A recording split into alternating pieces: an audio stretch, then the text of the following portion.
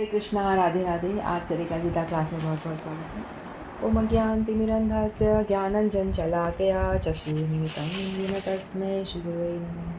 गुरुवे गौरचन्द्राय राधिकाय सदाय कृष्णाय कृष्णभक्ताय तद्भक्ताय नमो नमः।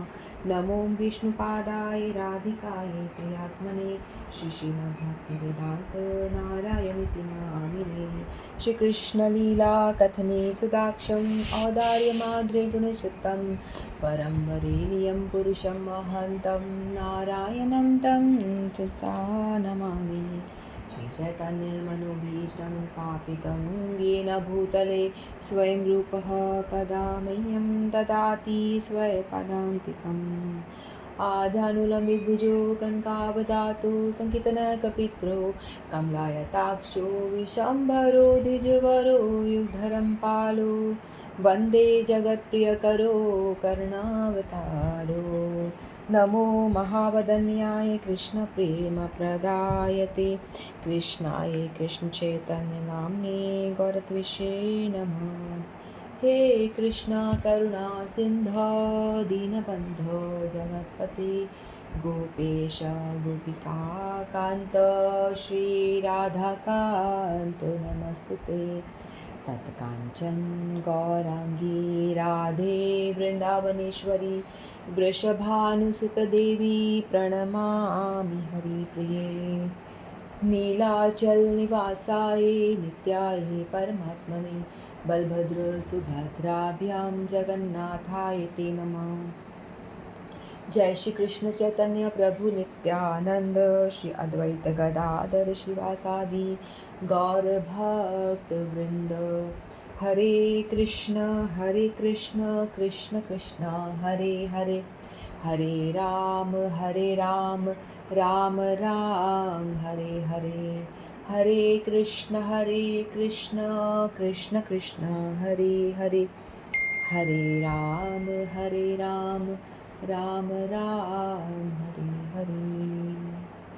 मैं सर्वप्रथम अपने परम आराधितम गुरुपाद पद्म नित्य लीला प्रविष्टम विष्णुपाद अष्टोत्तर श्री श्रीमद्भक्ति वेदांत नारायण गोसाई महाराज जी के श्री चरणों में अनंत कोटि दंडों प्रणाम करती हूँ। तत्पश्चात समस्त रूपानुगुरु परंपरा के चरणों मेरा अनंत कोटि दंडों प्रणाम। आप सभी को मेरा यथा योग्य प्रणाम स्वीकारो। हरे कृष्ण। तो हम सभी श्रीमद् भगवद गीता का अध्ययन कर रहे हैं और हम अभी 12वां अध्याय भक्ति योग के बारे में जानने का प्रयास कर रहे हैं, जो कि अर्जुन जी के माध्यम से हम जानेंगे। तो अभी तक हमने 5 श्लोक पूरे कर लिए थे। आज हम 6वां और 7वां लेंगे। तो सबसे पहले इसमें अर्जुन पहले पूछते हैं भगवान से कि जो आपकी सेवा में सदैव तत्पर हैं और जो अव्यक्त निर्विशेष ब्रह्म की पूजा करते हैं, इन दोनों में से किसे पूर्ण सिद्ध माना जाए। तो 2 भक्ति योग्य है और एक जो ब्रह्म की निराकार ब्रह्म की उपासना करते हैं, अव्यक्त निर्विशेष ब्रह्म की पूजा करते हैं, यानी भगवान का निराकार रूप है, उसकी जो पूजा करते हैं, उन दोनों में से कौन सा श्रेष्ठ है, ऐसा अर्जुन जी प्रश्न करते हैं। तो भगवान बताते हैं सेकंड श्लोक में कि मया वेश्य मनो में ये माम नित्युक्ता उपासते। भगवान कहते हैं कि जो नित्य युक्त यानी अपने मन को मुझ में ही हमेशा लगा के रखता है, जो लोग अपने मन को मेरे साकार रूप में यानी जो मेरे फॉर्म में साकार फॉर्म में एकाग्र करते हैं और अत्यंत श्रद्धापूर्वक मेरी पूजा करने में सदैव लगे रहते हैं, वे मेरे द्वारा परम सिद्ध माने जाते हैं। तो उन्होंने श्रेष्ठता बताई भक्ति योग का, कि भक्ति योग जो है वो ज़्यादा श्रेष्ठ है। फिर बाद में भगवान ने 3, 4 और 5 इन 3 श्लोकों में निर्विशेष ब्रह्म यानी निराकार की जो पूजा करते हैं उसके विषय में बताया कि उनको बहुत मेहनत करनी पड़ती है, बहुत ज़्यादा मतलब प्रयास बहुत ज़्यादा है और उसका रिज़ल्ट जो है वो इतना नहीं मिलता। तो उनको मतलब ज्ञान, वैराग्य, तपस्या और वेदाध्ययन इन सब का सहायता लेनी पड़ती है। इसके बिना तो वो इस और बढ़ ही नहीं सकते, इस मार्ग में आगे चल ही नहीं सकते। फिर भगवान ने बताया कि डिफरेंस बताए। 5th श्लोक में भगवान ने बताए थे कि भक्ति योगी और जो ज्ञान योगी है, इन दोनों का पथ जो है कंपैरेटिवली जो भक्ति योग को का जो पालन करता है, यानी भगवान के साकार रूप का लीला कथा इन सब का श्रवण करके जो आगे बढ़ता है भक्ति योगी, उसको बहुत जल्दी सिद्धि प्राप्त होती है। मतलब भगवान की प्राप्ति होती है इजीली, मतलब इजी गोइंग है, बहुत ही आसानी से भगवत प्राप्ति हो जाती है। तो भगवान ने बताया कि जो इसकी जो ज्ञान वैराग्य की के साथ में जो निर्गुण उपासना करता है, उसमें बहुत कठिनाइयाँ आती। कठिनाई किस तरह से आती है, वो एक ठीक उसी तरह से है जैसे कि चावल की जो भूसी होती है ना, उसके अंदर चावल होता है, पैडी जिसे कहते हैं, उसको यदि आप कूटते हो, कूटने के बाद में यदि चावल निकाल दिया जाए, उसमें से चावल को निकाल दिया जाए और उसको जो भूसी को कूटते जाओ तो उसमें से कुछ निकलने वाला नहीं है। तो यहाँ पे बताया है कि जो निर्गुण उपासक हैं, उनकी तपस्या, उनकी जो साधना है वो ठीक उसी तरह से है। वो लोग इतना तपस्या करते हैं, इतना ज्ञान वैराग्य ये सब का सहारा लेते हैं और लगे रहते हैं हमेशा। ये उनका जो प्रयास है ठीक उसी तरह से है कि जिस तरह से चावल की भूसी को आप कूटे जा रहे हो, चावल निकल गया उसके बाद में, क्योंकि उस मार्ग में क्या है कि वो लोग का भक्ति का सहारा नहीं लेते। भगवान की भक्ति यदि मिसिंग है, उस उपासना में भगवान की भक्ति ही नहीं है, तो आप कूटे जाओ, उसको कुछ निकलने वाला नहीं है। तो वैसा ही है उनका मार्ग। तो बहुत ही क्लेशकारक है, बहुत ही उसमें प्रॉब्लम्स आते हैं। तो भगवान ने ये बताया था, डिफ्रेंशिएट करके बताया था, जिससे पहले वाले क्लास में हमने डिस्कस किया था 5th श्लोक में। तो आज भगवान अब भक्ति मार्ग के विषय में आगे भगवान चर्चा करेंगे।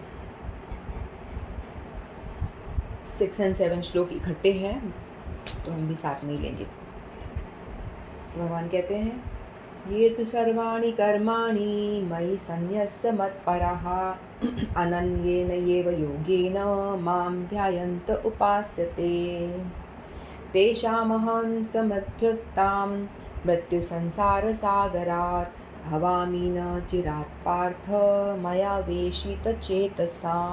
चेतसाम।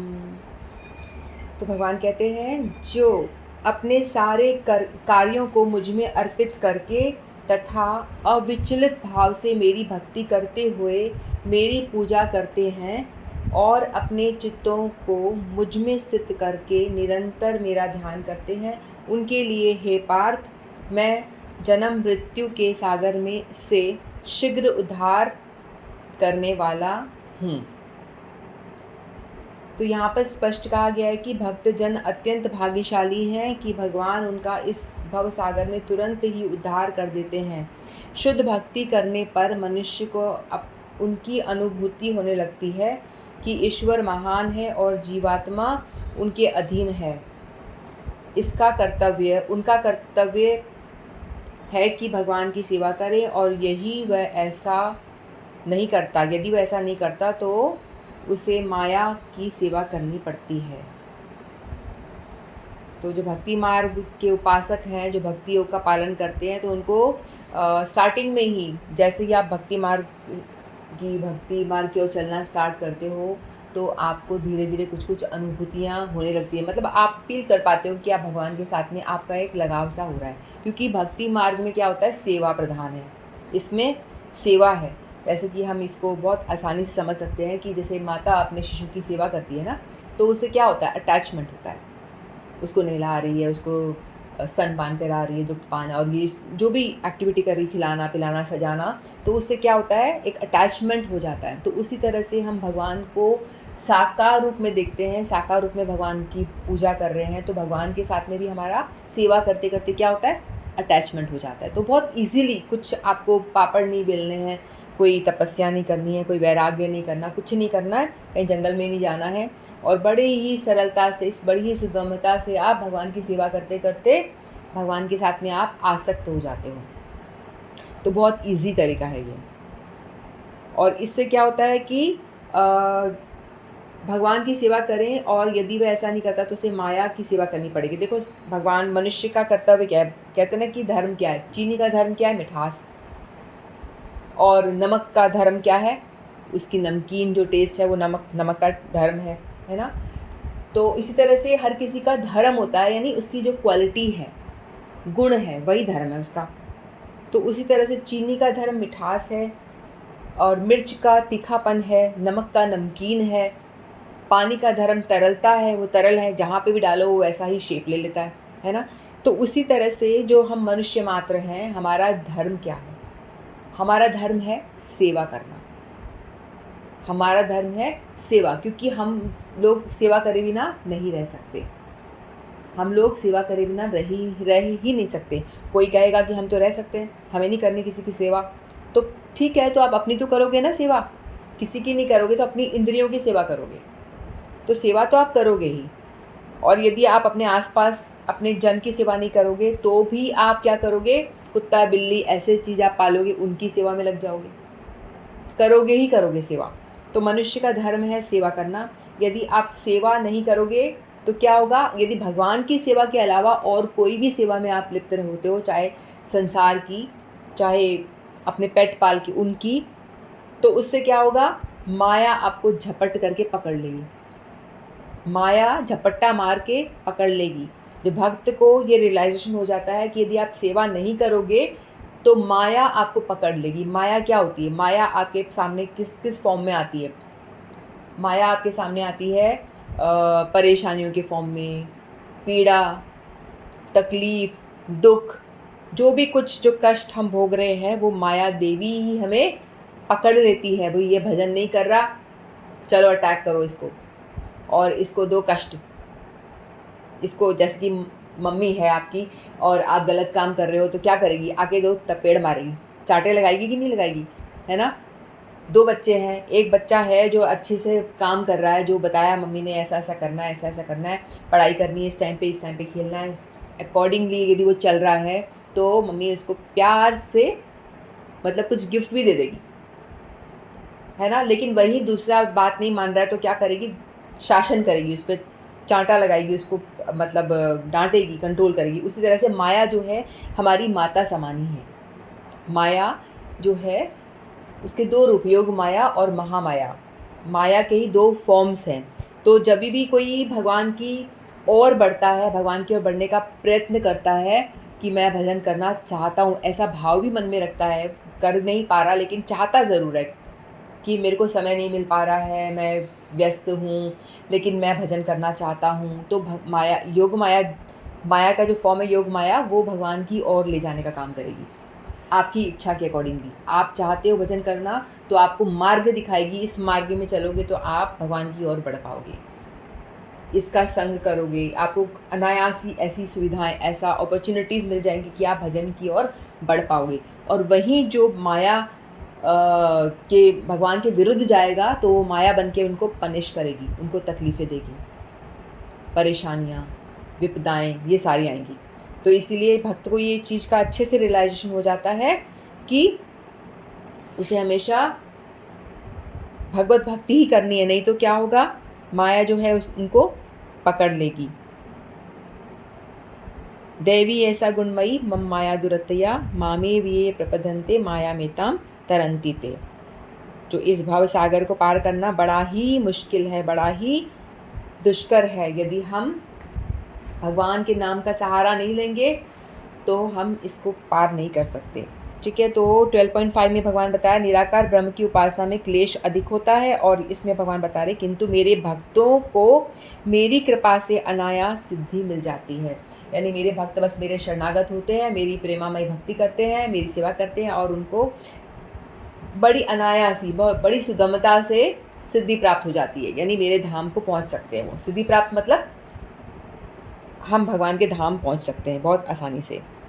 तो यहाँ पे बताया ये तो सर्वाणि कर्माणि मयि सन्न्यस्य मत्परा अनन्येन नैव योगेन माम ध्यायन्त उपासते। यानी लेकिन जो मेरी साकार उपासना की भिन्नता दिखाने के लिए, यानी कंपैरिजन किया हुआ है, लेकिन जो लोग मेरे भक्त हैं, मेरे साकार रूप के मेरी फॉर्म की पूजा करते हैं, यानी मेरी भक्ति करते हैं, भगवान के भक्त हैं जो लोग, तो वो क्या करते हैं? सर्वाणि कर्माणि मयि सन्न्यस्य,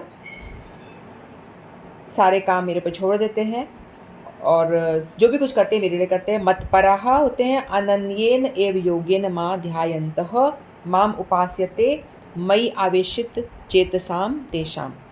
तो इसके बारे में बताया भगवान ने। सर्वाणी कर्वाणी मयि संन्यस्य, मतलब वो ऐसे जो भक्त होते हैं वो क्या करते हैं, मन वाणी शरीर से होने वाली सभी शास्त्र विहित कर्म, जो भी हम कायेन मनसा वाचा, यानी काया से, शरीर से, मन से और अपनी वाणी से जो भी कर्म करते हैं वो सारे के सारे अकॉर्डिंग टू शास्त्र होते हैं वो। और साधन कर्मों में ममता, आसक्ति और फलेच्छा, वो क्या करते हैं, जो भी कार्य करते हैं उसमें कार्य से लिप्त होकर नहीं करते, मतलब उस कार्य से आसक्ति रहित होकर के करते हैं उन काम को। ठीक है, ममता आसक्ति सबसे दूर, फल की इच्छा त्याग करके जो कुछ कर रहे होते हैं वो सब कुछ मेरे लिए ही करते हैं। जैसे कि ये श्लोक है 9.27 में, यत् करोषि यद् यश्नासि यज्जुहोषि ददासि यत् तपस्यसि कौन्तेय तत् कुरुष्व मदर्पणम। यानी जो भी कुछ आप करते हो, यद करोषि जो भी कुछ आप करते हो, यद अश्नासी जो भी कुछ आप खाते हो, यद जुहोषि जो भी कुछ आप यज्ञ तपस्या करते हो, और जो भी दान ददासी यत जो दान देते हो, जो भी यद तपस्यसी जो तपस्या करते हो, जो यज्ञ करते हो, जो दान देते हो, जो भी कुछ करते हो, जो भी कुछ खाते हो, यद कुरुष्व मदर्पणम जो भी कुछ आप कर रहे हो, यानी एवरी एक्टिविटी मुझे अर्पण करो। भगवान कह रहे हैं कि मुझे अर्पण करो। तो शुद्ध भक्त होता है वो ऐसा ही करता है, ऐसा भगवान का आदेश है। 9.27 में बताया भगवान ने। तो मदर्पण कर्म, मदर्थ कर्म और मत कर्म, ये 3 तरह के कर्म बताएंगे। कर्म में 3 भेद हैं। मदर्पण कर्म, ठीक है, मदर्पण कर्म क्या होता है, उन कर्मों को कहते हैं जिनका उद्देश्य पहले कुछ और हो, किंतु कर्म करते समय अथवा कर्म के बाद उनको भगवान को अर्पण कर दिया जाए। मदर्पण कर्म मतलब हमने कोई काम स्टार्ट कर दिया, कुछ भी हमने करना शुरू कर दिया अपने लिए या किसी के लिए, लेकिन बाद में रियलाइज़ हुआ अरे नहीं, हमें तो भगवान को अर्पण करना चाहिए, हम तो अपने लिए कर रहे हैं, तो ये तो गलत है। तो काम तो हो गया, कर लिया उन्होंने, किसी के निमित्त काम कर लिया, कुछ भी, चलो अपने खुद के लिए कर लिया, मैंने अपने लिए बंगला बना लिया, ठीक है, लेकिन बाद में समझ में आया कि भाई भगवान के लिए करना होता है सब कुछ। फिर वो करने के बाद में बन गया, उसके बाद भगवान को अर्पण कर देगा, भगवान ये आपका है बंगला, यानी आफ्टर डूइंग वर्क उस काम को भगवान को अर्पण कर देना। पहले तो किसी और उद्देश्य से उस काम को किया, लेकिन बाद में समझ में आया कि नहीं नहीं, हमें भगवान के लिए करना होता है सब कुछ। तो फिर बाद में क्या होता है, उन कर्मों को भगवान को अर्पण कर दिया, तो उसको बोलते हैं मदर्पण कर्म। कर्म करके बाद में भगवान को ऑफर करना, वो होता है मदर्पण कर्म, ठीक है। फिर मदर्थम कर्म क्या है, मदर्थम कर्म यानी वे कर्म जो आरंभ से ही भगवान के लिए किए जाएं अथवा जो भगवत सेवा रूप हो।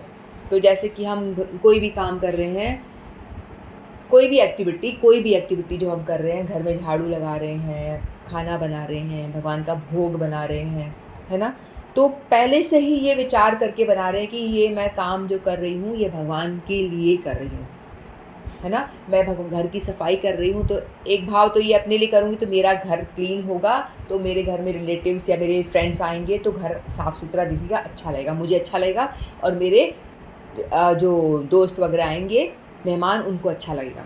ये अपना खुद के लिए हो गया। दूसरा भाव है कि ये मेरा घर नहीं है, ये मेरा मंदिर है। पहला वाला खुद के लिए हो गया कर्म, और दूसरा कि मेरा मंदिर घर नहीं है क्योंकि मेरे भगवान यहाँ बैठते हैं, तो ये मंदिर है, घर नहीं है। ये जहाँ भगवान होते हैं मंदिर होता है, तो मैं घर की सफाई नहीं कर रही, मैं मंदिर की सफाई कर रही। तो ये वाला हो गया मदर्थ कर्म, क्योंकि जो हम कर रहे हैं भगवान के लिए। मैं खाना अपने लिए बनाने नहीं जा रही, ये बहुत छोटी छोटी बातें हैं, लेकिन ये बहुत ही रियलाइज़ करने की बात है, रियलाइजेशन होनी चाहिए। ये होता नहीं, मैंने भी चाहे 1000 बार बोला हो तो मुझे भी सोचना पड़ता है कि किचन में जाती तो मेरे को ये खाने का मन कर रहा है, अपने लिए बना रही, फिर थॉट को चेंज करना, नहीं अपने लिए थोड़ी, भगवान के लिए। अपने आप को भी अब पुश करना पड़ता है। ये सब चीज़ें बहुत ईज़ी है, कितनी बार बोल दिया, लोग बोलोगे अरे कितनी बार बोलेगी एक ही चीज़, कितनी बार भगवान भी बताए जा रहे हैं, लेकिन वो हम उसको फॉलो कर ही नहीं पाते। जब तक कि हम कर नहीं पाए, हमें अपने आप को अभ्यास करना चाहिए। तो इसीलिए भगवान बार-बार हमको सिखाना चाहते हैं कि भक्ति कैसे होती है। तो मदर्पण कर्म कर लिया, बाद में भगवान को समर्पित कर दिया। फिर मदर्थ कर्म यानी पहले से ही भगवान के निमित्त काम कर रहे हैं, चाहे वो कोई भी एक्टिविटी हो। इवन हम सो रहे हैं, मान लो सो भी रहे हैं, तो मुझे बड़ी नींद आ रही है, तो चलो सो जाती हूँ थोड़ी देर। क्यों? ताकि सोने के बाद फ्रेश होकर के मैं अच्छे से माला कर लूँगी या भगवान की कोई भजन या गीता पाठ कर लूँगी। ठीक है? तो मतलब मेरा सोना भी फिर क्या हो जाएगा, वो भगवान की भक्ति ही हो जाएगी। तो इसलिए जो भी आप एक्टिविटी कर रहे हो, कुछ भी नौकरी कर रहे हो, जो भी कर रहे हो, सब कुछ मदर्थ कर्म करो, यानी भगवान के लिए ही करो, भगवान के निमित्त ही करो। ठीक है? फिर तीसरा तरह का कर्म है मद कर्म। मत कर्म का मतलब है भगवान का ही काम समझकर संपूर्ण कर्मों को करना। सब कुछ भगवान का काम समझ करके संपूर्ण कर्मों को करना है मत कर्म। ठीक है? मदर्पण कर्म, मदर्थ कर्म और मत कर्म। मत कर्म जैसे कि हम अभी भगवत गीता पढ़ रहे हैं, हम सब मिलकर भगवत गीता पढ़ रहे हैं, तो ये काम किसका है? गीता किसकी है? भगवान की है। तो हम भगवान का ही काम कर रहे हैं। यदि कोई प्रचार करता है, आप में से कोई थोड़ा जान गया है कि भाई एकादशी मैं नहीं करती थी, अब मैं करने लग गई, पहले मैं ये नहीं करती थी, पहले मैं नॉनवेज खाती थी, अब मैंने बंद कर दिया, मुझे ज्ञान आ गया, मुझे समझ में आ गई गीता पढ़ने से बातें। पहले मैं माला बिल्कुल नहीं करती थी, अब मेरे को समझ में आ गया, तो क्यों करना है, मैं करने लग गई। तो जो जो ज्ञान मेरे पास में आता जा रहा है, मैं उस ज्ञान को लोगों को बताऊं और लोगों को भी मोटिवेट करूं कि आप भी एकादशी करो, आप भी नॉनवेज मत खाओ, आप भी हरि नाम करो, इससे बहुत फ़ायदा होगा। तो ये आप जो करोगे, ये क्या हो गया? ये भगवान के लिए कर्म करना हो गया, डायरेक्ट भगवान का कर्म हो गया। तो इससे भगवान बहुत प्रसन्न होते हैं, क्योंकि मत कर्म हो गया कि भगवान का ही कर्म है। क्योंकि भगवान यही तो चाहते हैं कि आप भजन करो सब लोग। तो भगवान इसीलिए तो गीता भागवत ये सब भगवान ने बनाए हैं, ताकि पढ़ो और जान जाओ। भगवत की थोड़ी ना होगा बांसुरी बजाते हुए कि बताने आपको ये करो ये करो। मैंने शास्त्र बना दिए, पढ़ो इनको और जानो और करो फॉलो। हम करते नहीं हैं, तो ठीक है, कोई एक जिसको समझ आया तो वो, जैसे हमारे गुरुवर को भेजते हैं, वो लोग जगह जगह जाके प्रचार करते हैं, लोगों को बताते हैं, कभी विदेश जाते हैं, कभी कहीं जाते हैं, कभी किसी घरों में जा के कथाएं करते हैं। एक ही चीज़ बताते हैं, एकादशी करो, प्रसाद खाओ, भोग लगाओ, एक ही चीज़ बार बार बोलते हैं ताकि लोग करें, प्रैक्टिकली करना शुरू कर दें। तो ये जो वो लोग करते हैं, ये सारा जो काम है निस्वार्थ भाव से, उनका उनमें अपना कुछ नहीं होता है, सिर्फ लोगों को स्पिरिचुअली ग्रो कराना होता है कि वो भगवान की ओर मुड़ जाएं। जो माया की ओर मुँह कर रखा है, हम सभी ने माया की ओर मुँह कर रखा है, माया में सब कुछ आनंद आता है, अपने खुद के आनंद के लिए सब कुछ करते हैं हम लोग, तो वो उस आनंद को थोड़ा सा कन्वर्ट करके भगवान से जोड़ दें। बस इतना ही करना है। अपने कॉन्शियस को कृष्ण कॉन्शियस बना दो। कुछ भी एक्टिविटी करने से पहले सोचो कि जो भी मैं काम कर रही हूँ, क्या ये भगवान के लिए है, क्या भगवान इससे खुश होंगे? तो वो कृष्ण कॉन्शियस एक्टिविटी हो जाएगी, यानी वो मत कर्म या मदर्थ कर्म हो जाएगा वो। ठीक है? तो ये इस चीज़ का ध्यान रखना है कि हम जो कुछ कर रहे हैं भगवान की प्रसन्नता के लिए करें और भगवान को अर्पित करते हुए करें। ये चीज़ें बहुत इम्पॉर्टेंट है। तो सर्वाणि कर्माणि मयि सन्न्यस्य, यानी हर कर्म का त्याग करना, मतलब कर्म फल का त्याग करना, कर्म से आसक्ति नहीं करना। हर कर्म को करो, लेकिन भगवान को उसका फल अर्पण कर दो, भगवान के लिए ही करो। तो ये बताया। फिर मत्पराः, फिर एक होता है मत्पराः, हमने पहले भी सुना था ना, चतुश्लोकी भागवत में भी था, और 11.55 में मत्पराः था ना उसमें। तो भगवान को परम पूज्य और सर्वश्रेष्ठ समझकर भगवान के प्रति समर्पण भाव से रहना। तो मत्परा मतलब पराभक्ति, यानी सर्वश्रेष्ठ भक्ति, यानी भगवान को ही मानना है कि भगवान ही है जो कुछ है, इन्हीं की ही प्राप्ति करनी है, इन्हीं की ही हमें आराधना करनी है, और इधर उधर नहीं। अनन्य भक्ति जिसे कहते हैं, अनन्य भक्ति। ठीक है? तो अनन्येन एव योगेन माम ध्यायन्तः, तो भक्तों के इष्ट भगवान ही हैं, इनके सिवाय अन्य कोई साधन उनकी दृष्टि में है ही नहीं, और इनकी प्राप्ति के लिए आश्रय भी उन्हीं का है। वे भगवत कृपा से ही साधन की सिद्धि मानते हैं, अपने पुरुषार्थ या साधन के बल से नहीं। ठीक है, जो ज्ञानी भक्त होते हैं वो अपने पुरुषार्थ पे विश्वास करते हैं कि अपने एफर्ट करेंगे हम, अपनी इंद्रियों को संयम करेंगे हम और आगे बढ़ेंगे, निराकार ब्रह्म में लीन होंगे। उनका जो डेस्टिनेशन है निराकार ब्रह्म में लीन होना, इतना ही है उनका, तो है ना। तो अपना इतनी मेहनत करते, इतना क्लेश होता है उनको, इतनी इंद्रियों को कंट्रोल करते, इतना प्रयास करने के बाद में लास्ट में क्या करते, निराकार ब्रह्म में लीन हो जाते हैं। फिर वहाँ पे भी कुछ हासिल नहीं होता, क्योंकि इंसान का जो आत्मा का धर्म है सेवा करना, वो करते नहीं है। तो भक्ति ही उनके उसमें मिसिंग हो जाती है। तो वो भक्ति जो है उसका सहारा लेना बहुत ज़रूरी है, उसके बिना हम कुछ नहीं कर सकते, चाहे कोई भी योग हो। तो यहाँ भक्त जो है वो भगवान को ही अपना इष्ट मानते हैं, उनके अलावा उनका कोई और उद्देश्य नहीं होता, और उन्हीं की प्राप्ति का आश्रय लेते हैं, और उन्हीं से ही बोलते हैं कि हमें साधन करने का बल दो, भक्ति करने का बल भी आप ही दो, अपने आप से नहीं होगा। एकादशी करनी है मुझे, तो एकादशी करने का सामर्थ्य भी भगवान आप ही दो, मैं नहीं कर सकती। तो हम भक्त कभी सोचता ही नहीं कि अपने आप से हम कुछ कर रहे हैं। अभी भगवत गीता मैं बोल रही हूँ तो मैं अपने बल पे नहीं बोल रही, मुझे लगता है कि मैं एक्चुअली में जो मैं सोचती हूँ ना बोलने की, वो मैं कभी बोलती ही नहीं हूँ। पता नहीं ऐसा होता है, जो मैं सोचती हूँ ये बोलूँगी तो वो मैं बोलती ही नहीं हूँ। फिर मुझे लगता है कि मैंने तो अपने आप से नहीं बोला, लगता है भगवान ने जो बुलवाना था वो बुलवा लिया, ऐसा लगता है। तो जो भी कुछ हम करते हैं सब भगवान ही करवा रहे होते हैं। वे भगवत कृपा से ही साधन की सिद्धि मानते हैं और पुरुषार्थ या साधन के बल से नहीं। तो बल से नहीं होता है कि सब भगवान की कृपा से ही होता है। फिर भगवान कहते हैं 9.34 में, माम उपासते मनी, उस श्लोक में भगवान ने बताया था, मन मना भव मद भक्तो मध्याजी माम नमस्कुरु मामे वैश्यसि युक्तैव आत्मना मत परायण। भगवान ने बताया था मन मना भव, मेरे मन वाला हो जा, मेरा भक्त बन जा, मध्याजी माम नमस्कुरु, सदा मुझे प्रणाम कर, और मेरे मामे वैश्यसि युक्तैव आत्मना मत परायण, मेरा परायण हो जा, यानी मुझ में ही पूरी तरह से रम जा, मेरा ही चिंतन कर, मेरी ही पूजा कर, मुझे ही प्रणाम कर, अपने हमेशा मेरे विषय में ही चिंतन, सब कुछ मेरे में ही लगा रहे, ध्यान पूरा उसका। तो मई आवेशित चेतसाम, जिन साधकों का लक्ष्य उपदेश्य भगवान ही बन गया है, मतलब भगवान की प्राप्ति ही उपदेश्य बन गया, और जिन्होंने भगवान में ही अनन्य प्रेम पूर्वक अपने चित्त को लगा दिया है, टोटल 100% भगवान में अपने चित्त को लगा के रखा है। हर काम करते तो भगवान का स्मरण पहले आ जाता है। खाना खाने बैठे मुँह में क्या भोग लगा, पानी पियो तो क्या भगवान को ये पहले पिला दूँ, कुछ पहनने जाओ तो पहले भगवान को ऑफर कर दूँ, मतलब हर एक एक्टिविटी में, कुछ भी नौकरी करने जा रही हूँ तो भगवान तुमने ये काम दिया तो आप ही को अर्पण, आपके लिए ही जा रही हूँ क्योंकि आपने ये सेवा दी है मुझे। तो हर एक टाइम कुछ भी करते टाइम भगवान का स्मरण होना कंटिन्यूस, तो भगवान में ही आवेश रहना नित्य। जो भक्त होता है वो ऐसा होता है। भगवान कहते हैं ना, ये यथा माम प्रपद्यन्ते तां सत्यं भजाम्यहम्, जो मेरे विषय में हमेशा चिंतन करता रहता है, मैं भी उसके विषय में हमेशा चिंतन करता रहता हूँ। जो मुझे दुश्मन मानता है तो मैं भी उसको अपना दुश्मन के रूप में ही उसके आगे प्रकट होता हूँ। तुम दुश्मन समझो, ठीक है मैं तेरा दुश्मन ही सही। तुम मुझ में आधा विश्वास करते हो, भगवान है नहीं है पता नहीं, शायद है शायद नहीं है, ट्रस्ट कर सकते हैं कि नहीं, क्या ये कुछ कर लेंगे, छोटे से लड्डू गोपाल या छोटे से ये मूर्तियाँ क्या हमें प्रोटेक्ट कर पाएंगी, ये तो बोलती भी नहीं चलती भी नहीं, क्या कर लेंगी। भगवान कहते हैं हाँ ठीक है सही कह रहा है, तो मैं ऐसे ही करूँगा, नहीं प्रोटेक्ट करूँगा तुझे।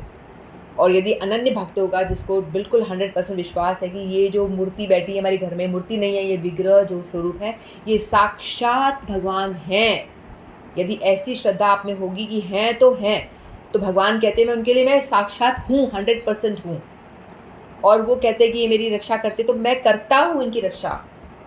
हम विश्वास करते ही नहीं, करके देखो, विश्वास हमारा होता नहीं है। प्रहलाद को विश्वास था कि भगवान खंबे में हैं, 100% हैं, तो भगवान निकल आए। भक्त ने बोला है तो मैं हूँ भाई, निकलूँगा मैं यहाँ से, खंबा फाड़ के निकलूँगा। लेकिन प्रहलाद को डाउट होता खंबे पे कहाँ से आएंगे, तो भगवान कहते नहीं आ रहा मैं, ठीक है। तो इसीलिए हमारे ऊपर है कि हम भगवान पे कितना ट्रस्ट करते हैं, कितना शरणागत है, कितनी हमारी श्रद्धा है। 100% भगवान पे श्रद्धा होगी तो भगवान भी हमारे लिए 100% होंगे ही। ये हमें अपना जो श्रद्धा, अपनी शरणागति हमें बढ़ानी है। वो कैसे होगी? नित्य नित्य प्रति श्रवण तो हम कर ही रहे हैं, भगवद गीता श्रवण कर रहे हैं, और भी हम हरि नाम कंटिन्यू करते रहो। धीरे धीरे अगर हम हरि नाम करते रहेंगे तो धीरे धीरे क्या होगी? हमारी शरणागत बढ़ेगी, भगवान पे हमारा अटैचमेंट और विश्वास बढ़ेगा। तो इसीलिए हमको जप करना होता है, क्योंकि जप करने से क्या होता है? हमारे अंदर जो अश्रद्धा, अनर्थ भरे पड़े हैं ना, जो हमारे भगवान के ऊपर श्रद्धा करने नहीं देते हमें, वो अनर्थ, जो हमारे अंदर क्रोध, लोभ, मोह, माया जो भरा है, संसार के प्रति आसक्ति भरी पड़ी है, अनर्थ, ये हम नाम जप जितना करेंगे, कोई बोलेगा कितना करना है, बोल जितनी आपको सफाई करनी है उतना कर लो। हमारे अंदर जितना गंदगी भरी पड़ी है उसको जितना साफ करना है उतना करो आप हरि नाम, क्योंकि गंदगी तो पूरी काई लगी पड़ी है अंदर। ये समझ लो कि आपका एक दर्पण है, दर्पण के ऊपर एक धूल लगा दी, फिर उसको मतलब उस दर्पण को आपने 1 साल के लिए बंद कर दिया, उसके बाद आप दरवाज़ा खोलोगे और उसके ऊपर लेयर जम गई, और ऊपर से साइड में कोई किचन भी है तो वहाँ से भी चिकनी चिकनी धुएं की लेयर भी आके जम गई है, एकदम दर्पण एकदम गंदा हो गया। पहले धूल मिट्टी, उसको आप क्लीन करोगे तो उसमें शक्ल आपको देखने के लिए कितनी मेहनत करनी पड़ेगी। पहले कपड़े से निकालोगे, नहीं उतर रहा वो, फिर कुछ और स्प्रे डालोगे, उससे भी नहीं उतर रहा, फिर कुछ और घसोगे तो भी नहीं उतर रहा, फिर और घसोगे तो भी नहीं उतर रही। तो 1 साल यदि कमरे के अंदर दर्पण बंद रह गया धूल से तो ये हाल होगा। तो आपको साबुन डालना पड़ेगा, पता नहीं क्या क्या डालना पड़ेगा, रगड़ रगड़ के उसको साफ़ करना पड़ेगा, तो थोड़ा बहुत उसमें स्क्रैचेस फिर भी पड़ जाएंगे, है ना। तो लेकिन हमारा जो हृदय रूपी दर्पण है ये तो करोड़ों करोड़ों वर्षों से मलिन हो रखा है। हमने कितने सारे जन्म ले लिए, एक जन्म थोड़ी ना लिया हमने, और हर जन्म में हमारा जो ये दर्पण है ना, चित्त जो है, हमारा चित्त रूपी दर्पण है, वो हर जन्म में हम उसे गंदा ही कर रहे हैं, गंदा ही कर रहे हैं। और आज भी हम देख लीजिए, हर दिन अपने चित्त को गंदा ही करते जा रहे हैं। गंदा कैसे कर रहे हो? जो भी आप देख रहे हो, आप जो भी सुन रहे हो, जो भी आप ग्रहण कर रहे हो, उसका चित्त पे टोटल इफेक्ट पड़ जाता है। आपने एक चित्र देखा, उसका इफेक्ट आपके चित्त पे पड़ गया, आप उसको आंख बंद करके उसका स्मरण कर पाते हो। वहीं आपने कुछ अश्लील देख लिया तो उसका भी स्मरण कर पाओगे। वहीं आपने भगवान का चित्र देख लिया तो वो आप भगवान का दर्शन भी आपके अंदर होगा, क्योंकि वो फ़ोटो खिंच जाती है, हमारे चित्त पे फ़ोटो खिंच जाती है। तो अनंत जन्मों के चित्त को हमने मलिन कर रखा, पता नहीं क्या कुछ कचरा दे के, क्या लड़ाई झगड़े करके, और क्या कुछ नहीं करके, किसी को गालियाँ दे के, ये वो पता नहीं क्या कुछ। तो हमारा जो चित्त है इतना गंदा हो रखा है, इतना गंदा हो रखा है, इसीलिए हमें भगवान दिखाई नहीं देते, दर्पण मैला हो रखा है। और उस दर्पण को क्लीन करने के लिए नाम जपना पड़ेगा। तो कितना जपें? 2 नाम जपें, ठीक है, 2 नाम जप लो। समुद्र जितना भारी गंदगी पड़ी है उसमें आप 2 बूंद निकाल पा रहे हो, उसमें से 2 बूंद जितना क्लीनिंग हुई है। फिर बोलोगे कुछ होता ही नहीं ऐसा। अरे कैसे होगा? करोड़ों वर्षों से हमने उसको इतना मैला कर रखा है, और अब 2 बूंद सफाई हुई है तो क्या कुछ इफेक्ट होगा? नहीं होगा। लेकिन वो हो रहा है धीरे धीरे, अनुभूति नहीं हो रही, लेकिन वो चित्त की सफाई डेफिनेटली हो रही है, ठीक है। तो इसलिए हम लोग को प्रोसेस पे भरोसा रखना है कि हरि नाम, कलयुग का धर्म नाम संकीर्तन, इस पे हमें ट्रस्ट करना है, भरोसा करना है, इसको छोड़ना नहीं है। सबसे बड़ी बात है कि इसको बिल्कुल भी छोड़ना नहीं है ना। चाहे जो हो जाए, चाहे जो हो जाए। कई लोग होते हैं ऐसे बोलते हैं कि हमने तो पहले हरि नाम नहीं करते थे, तो जैसे ही हरि नाम करा तो मेरे साथ में प्रॉब्लम्स आना शुरू हो गई, मेरे साथ में ये हो गया, मेरे साथ में वो हो गया। तो इस चीज़ से घबराना नहीं चाहिए। ऐसा मे भी हो सकता है। क्यों ऐसा हो सकता है? क्योंकि देखो, कमरे में धूल भरी पड़ी है और 1 साल से साफ़ नहीं करी। आप जैसे ही आप सफाई शुरू करोगे तो क्या होगा? पूरे कमरे में धूल ही धूल भर जाएगी, उड़ेगा ना धुआं, उड़ेगा, पूरा धूल धूल भर जाएगी। तो लेकिन आप सफाई कंटिन्यू रखोगे, कपड़े से सफाई कंटिन्यू रखोगे, धीरे धीरे क्या होगा? धूल सेटल हो जाएगी और आप फिर कमरा नीट एंड क्लीन दिखाई देगा। उसी तरह से हमारे चित्त वाले कमरे में धूल भरी पड़ी है। अब जैसे आपने नाम लिया तो वो हलचल शुरू हो गई, क्लीनिंग शुरू हो गई ना अंदर।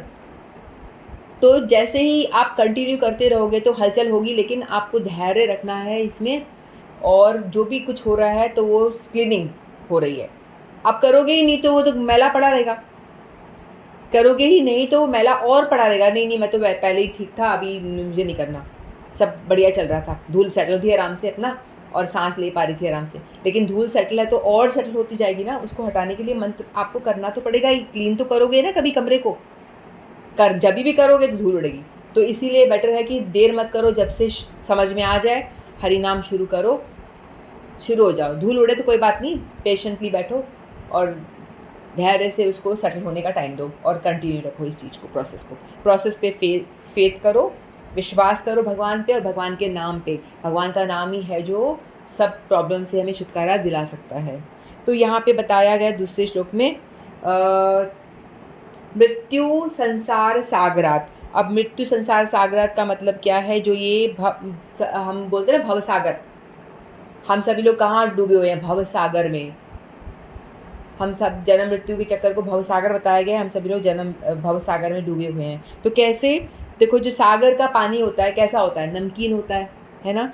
और जो भौतिक संसार है इसको भी कहा गया है भव सागर कहा गया है। क्यों? क्योंकि यहाँ पे भी जैसे पानी नमकीन होता है वैसे ही ये दुखालय है। दुखालय, जहाँ पुस्तक मिले पुस्तकालय, है ना? जहाँ पे जो मिलता है उसको, जहाँ भोजन मिले भोजनालय, और जहाँ दुख मिले दुखालय। तो भौतिक संसार को क्या बताया गया है? दुखालय। कोई बताए अपने इंस्टाग्राम पे फ़ोटो डाले कि वाह मैं कितना खुश हूँ, कितनी मैं हैप्पी फैमिली है मेरी, तो भैया हो ही नहीं सकता, दिखावा है सिर्फ। थोड़े टाइम के लिए है, लेकिन जब भगवान ने बनाया, बनाने वाला कह रहा है दुखालय है, तो यहाँ सुख कहाँ से आएगा? सुख की अनुभूति किंचित मात्र हो सकती है, लेकिन सुख नहीं है यहाँ पे। दुखालय ही नाम है इसका। तो इसीलिए यहाँ पे दुख भोगने के लिए ही हम आए हुए हैं। कुछ थोड़ा बहुत सुख मिलता है कभी कभार, लेकिन बाकी तो दुख ही ज़्यादा है। तो इसीलिए दुखालय बताया गया है, दुखालय अशाश्वतम। तो इसीलिए संसार से, सागर से भौतिक संसार को कंपेयर किया गया है। सागर का पानी पीने लायक नहीं होता, कहीं से भी उठा लो आप, नमकीन बहुत ज़्यादा होता है। और सागर में कितनी लहरें उठती हैं। कोई आप लकड़ी का फट्टा, लकड़ी उसमें डाल दी जाए तो वो क्या लहरें उसको ऊपर ऊपर उठा उठा के ले जाएंगी, कभी यहाँ पटकेगी कभी उधर पटकेगी, वो ऐसे ऊपर नीचे होता चला जाएगा, है ना? तो उसी तरह से क्या होता है, ये भौतिक संसार में भी हम लोग क्या करते हैं, कभी जन्म लेते हैं, कभी मर रहे होते हैं। तो जन्म मृत्यु के चक्कर में वो लहरें रूपी मनुष्य जो है, जैसे वो लकड़ी ऊपर नीचे हो रही थी वैसे ही हम भी ऊपर नीचे हो रहे हैं। कभी जन्म रहे हैं, कभी मर रहे हैं, कभी पशु बन रहे हैं, कभी पक्षी बन रहे हैं, कभी नरक जा रहे हैं, कभी स्वर्ग जा रहे हैं, कभी उच्च लोक में ब्रह्म लोक में जाकर वहाँ की प्राप्ति भी होती है, ब्रह्मा की भी। मेरी आवाज़ आ रही है ना? लाइट चली गई है इसलिए कुछ भी तो आ रही होगी ना? ठीक है ठीक है, ओके। तो इस तरह से मृत्यु रूपी लहरें भी जो है हम लोग को पटकती है यूँ ऊपर नीचे। तो इसीलिए संसार को भौतिक भवसागर से कंपेयर किया गया, भौतिक जगत को। फिर संसार में कितना भी अच्छा तैराक हो, वो संसार को पार नहीं कर सकता। कोई सोचे कि मैं तो बड़ा चैंपियन हूँ तैराकी में, तो मैं तैर के पार कर लूँगा, पॉसिबल ही नहीं है। सागर इतना बड़ा है, विशाल है। तो उसको पार करने के लिए क्या करना पड़ेगा? यदि कोई बाहर से आपको हाथ दे के बाहर निकाले, वो या तो कोई दूसरा जहाज आएगा उसमें बैठ करके आपको बिठा लिया जाए, तो आप पार कर सकते हो, है ना? कोई बड़े जहाज का सहारा लेकर सागर पार कर सकते हैं, ऐसे तो पार कर नहीं सकते। तो इसी तरह से जो भव सागर में हम पड़े हुए हैं, यहाँ पे भी जो माया रूपी माया है हमको पकड़े हुए, क्योंकि हम भगवान से विमुख हैं। भगवान की अपोजिट डायरेक्शन में अपने आप मुँह कर रखा है, अपने संसार की और भौतिक संसार की ओर मुँह कर रखा है। आनंद भोगने की हम प्रयास कर रहे हैं, वहीं पे आनंद की तलाश कर रहे हैं। तो वहीं कहते हैं कि जैसे ही आप भगवान की ओर मुँह करके बैठे रहते हो, तो देवी ऐसा गुणमयी मम माया दुरतया माँ में भी ये प्रपद्यंते माया में ताम तरंती ते। 7.14 में बताते हैं कि मेरी जो माया है ये बहुत ही दुरतया है, इसको पार पाना, जैसे सागर को पार कर पाना बहुत मुश्किल है, उसी तरह से मेरी माया को पार कर पाना भी बहुत बहुत बहुत मुश्किल है। एक बार इसकी चपेटे में आ गए ना, तो भैया फंस के रह जाओगे, निकल नहीं पाओगे। बहुत मुश्किल है इससे निकल पाना। तो इस जैसे सागर को पार करना मुश्किल है, उसके लिए दूसरा जहाज चाहिए, और जहाज को चलाने वाला कोई नाविक, परफेक्ट ड्राइवर चाहिए, जैसे कि हमारे गुरु हैं। तो उसी तरह से हम लोगों को भी क्या चाहिए? भगवान नाम का सहारा चाहिए। भगवान नाम रूपी नाव में बैठ कर के ही हम पार कर सकते हैं इस मृत्यु रूपी भवसागर को, अन्यथा तो कोई भी आशा नहीं है। तो इसलिए हमारा जो मुख हमने भगवान की और उल्टा डायरेक्शन में कर रखा है ना, तो उसको मोड़ के भगवान की ओर करना पड़ेगा और भगवान नाम जप करना पड़ेगा, तभी जाकर के हम इस भवसागर से पार हो सकते हैं, अन्यथा तो कोई उपाय नहीं है। भगवान खुद कह रहे हैं कि मेरी माया दुरत्या है, कोई उसको पार नहीं पा सकता। मैंने ही बनाई है, मेरी माया है, लेकिन इसको मैंने इतना स्ट्रॉन्ग बनाया है कि भाई कोई निकल के दिखाओ। निकलना है तो मेरे स्वामी जो माया देवी है, उनका स्वामी भगवान है, उनका नाम लोगे तो बोलेगी हाँ मेरे स्वामी का नाम लिया, तो मैं शांत हो जाती हूँ। इसका एग्जाम्पल हमने कई दफ़ा देखा है। किसी के घर हम जाते हैं जिसने कि डॉगी पाल रखा है ना, बहुत ही भयंकर, पता नहीं कौन सा होता है, जर्मन शेफर्ड क्या डॉगी जो आजकल पालते हैं लोग, बहुत खतरनाक। उसके घर आप जा रहे हो तो आप जाते हो वहाँ पे और वो डॉगी बहुत तेज़ भौंक रहा है, बहुत तेज़ भौंक रहा है, और आप अंदर घुस नहीं पा रहे, आपको इतना डर लग रहा है, वो आपको काटने को दौड़ रहा है, आपके ऊपर ऑलमोस्ट झपट्टा मार के काटने को ही तैयार है वो। उतने में ही आप अपने फ्रेंड जिसके घर जा रहे हो उसको स्वामी को बुलाओगे कि भाई देखो ये आपका डॉगी मुझे मार डालेगा, तो उतने में ही वो बाहर निकल के आएगा, जो उस कुत्ते का, उस डॉग का स्वामी है, पेट का। वो बोलेगा टॉमी बैठ जाओ, शांत टॉमी। तो जो टॉमी है वो चुप करके बैठ जाएगा, है ना। घुर्राता घुर्राता भौ भौ करते करते वो शांत हो जाएगा। उसको जब समझ में आएगा कि ये तो मेरे स्वामी का मित्र ही है, तो इस पे मुझे अटैक नहीं करना है। तो उसी तरह से जब माया दुरत्या है, लेकिन यदि वो देखती है कि भाई ये मेरे स्वामी की ओर बढ़ रहा है, मेरे प्रभु की ओर जा रहा है, तो मुझे इस पे अटैक बिल्कुल नहीं करना है। तो यदि हमें संसार में परेशानी नहीं झेलनी है, परेशान नहीं होना है, प्रॉब्लम्स से नहीं घिरना है, जो ये सारी प्रॉब्लम्स है सारी माया होती है, माया देवी ही हम पे चपेड़े मार रही होती, चांटे मार रही होती कि और भजन नहीं करेगा तो ले पकड़ झेल, नहीं करेगा भजन और झेल, नहीं ना नहीं नाम नहीं जपेगा, पड़ जा फिर यहाँ ये परेशानी झेल। तो हमें परेशान नहीं होना है, तो हमको क्या करना है, भगवान नाम का सहारा लेना ही पड़ेगा, लेना ही पड़ेगा, और कोई उपाय नहीं है। तो जो भी भगवान का नाम का सहारा लेते हैं, अहम समृद्धता न चिरात भवामी, भगवान कहते हैं अहम समृद्धता यानी मैं उनका उद्धार कर देता हूँ बड़ी आसानी के साथ। उसमें कोई भी क्वालिफिकेशन नहीं चाहिए, ना तपस्या चाहिए, ना ध्यान चाहिए, ना तप चाहिए, कुछ करने की ज़रूरत नहीं है।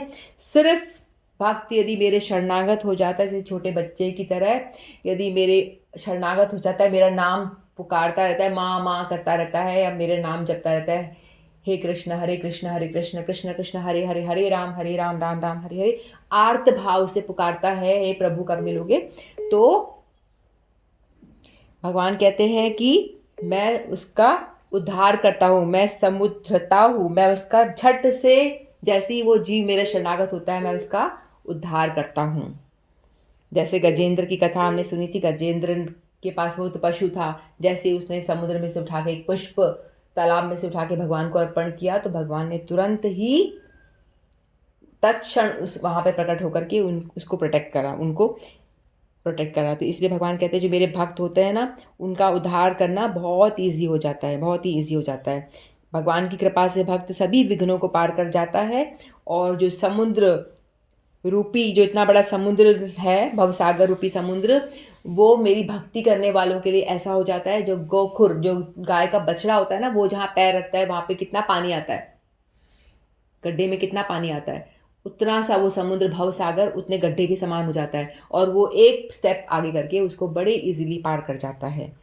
तो अनन्यास चिंतयन्तु माम ये जना पर्युपासते तेषां नित्याभियुक्तानां योगक्षेमं वहाम्यहम्। भगवान ने कितने सारे शुद्ध भक्ति के श्लोक बताए हैं। 9.22 में बताया कि जो अनन्य भक्त है मेरा, अनन्य भक्ति यानी जो एक निष्ठ मेरी ही भक्ति करता है, उसके पास जो है मैं उसकी रक्षा करता हूँ, जो नहीं है मैं उसको देता हूँ। यदि उसके पास बुद्धि नहीं है, ज्ञान, भगवान बताते हैं ना, तेषामेवानुकंपार्थम अहम ज्ञानम चमतम नाश्याम्या ते भावस्तु ज्ञानदीपेन भास्वता।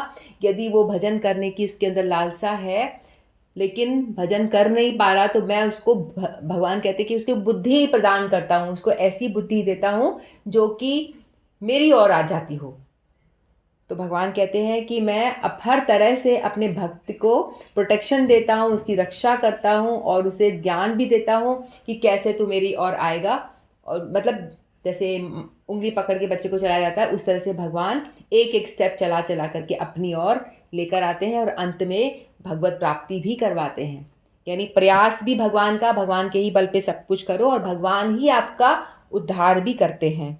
ठीक है, तो इसलिए बताया गया है कि भगवान का शरणागत होना चाहिए। भक्ति मार्ग जो है बहुत ही सरल है। भक्त के लिए भगवान अपने आप को सुलभ कर देते हैं, अपने आप को एकदम सुलभ कर देते हैं। अनन्य चेता सततम यो माम स्मरति नित्यश तस्याम सुलभम पार्थ नित्युक्तस्य योगिना। भगवान सुलभ कर देते हैं। एक कंपनी का बड़ा सीईओ है, मैनेजर है, बाहर लोग उसको सलाम करते हैं, लेकिन वो घर पे आता है तो बच्चा गोदी में आना चाहता है तो नहीं आ सकता, कितना ही प्रयास कर ले, वो ऊंचा है ना। लेकिन वो अपने आप को सुलभ कैसे करता है, क्योंकि उसका अपना पुत्र है तो बैठ जाता है, बोले अब बैठ जा मेरे कंधे पे, अपने आप को सुलभ कर देता है और बच्चे को गोदी में अपने कंधे पे चढ़ा के घूमता है वो। उसी तरह से भगवान को प्राप्त करना, ज्ञानी योगी जो है अपने प्रयास से प्राप्त करने के प्रयास करते हैं, वो कर नहीं पाते। लेकिन जो भी भक्तजन है, भगवान कहते हैं कि मैं उसके लिए अपने आप को सुलभ कर देता हूँ, मैं बैठ जाता हूँ और वो आराम से मेरे शरणागत हो पाता है और मैं उनको अंगुली पकड़ के कि अपने धाम तक भी लेके जाता हूँ। इसलिए बताया गया कि भक्ति योग का जो मार्ग है वो सर्वश्रेष्ठ मार्ग है, और जो ये वाला मार्ग है ये बहुत ही दुष्कर है, इसमें बहुत परेशानियां क्लेश हैं। इसका एक और एग्जांपल सीधा से अपन देखते हैं कि एक 10 मंजिल की बिल्डिंग है, उस पर आपको चढ़ना है, तो आप पैदल पैदल सीढ़ी चढ़ोगे तो उसमें आपको कितना टाइम लगेगा, है ना। और वहीं यदि आप लिफ्ट का सहारा लोगे तो आप चाहे आप चलते चलते, यदि आप पैदल चल रहे हो, आपके पैर में चोट लग गई तो आप और भी धीरे हो जाओगे, चल नहीं पाओगे। लेकिन आपके पैर में यदि चोट भी लग गई है तो भी आप लिफ्ट में बस खड़े हो जाओ, आपको फटाफट झट से 1 सेकंड के अंदर, 2 सेकंड के अंदर वो लिफ्ट आपको 10वें माले पे पहुंचा देगी। तो भक्ति मार्ग इस तरह से है कि आप लिफ्ट में बैठ गए हो, आपके पैर में चोट भी लगी है, आपसे भक्ति भजन होता भी नहीं है, आप ठीक से कुछ नहीं कर पा रहे हो, टेढ़े मेढ़े तरीके से कुछ भी कर रहे हो, नाम जब भी अच्छे से नहीं कर पा रहे हो, लेकिन आश्रय भगवान का ले रखा है, भजन नहीं हो पा रहा, लेकिन भगवान का आश्रय लिया हुआ, अनन्यस चिंतयन्तु माम, यानी एक निष्ठ भगवान पे ही मैं आश्रित हूँ, चाहे मैं अच्छे से भजन कर पाऊँ या ना कर पाऊँ, लेकिन भजन तो मुझे आपका ही करना है। तो भगवान कहते हैं कि तिनमें जो भी प्रॉब्लम्स हैं, जो भी कमियां हैं, वो मैं पूरी कर दूंगा, और तेरा टांग टूटा भी है तो भी तू बस बैठ जा लिफ्ट में, तेरे को मैं पहुंचा दूंगा ऊपर। तो इसलिए भक्ति मार्ग में बहुत ईजी है, भगवान ही आपको उठाते हैं। तो ये श्लोक से हमने ये जाना कि भक्ति मार्ग का सहारा लेना चाहिए, और जो ये ज्ञान मार्ग है बहुत दुष्कर है, बहुत मुश्किल है। ठीक है, तो इतना ही कहकर मैं वाणी को विराम देती हूँ। वांछा कल्पतरुभ्यश्च कृपा सिंधुभ्येव च पतितानां पावनेभ्यो वैष्णवेभ्यो नमो नमः। श्रीमद्भगवद्गीता की जय। आप सभी जय। हरे कृष्णा।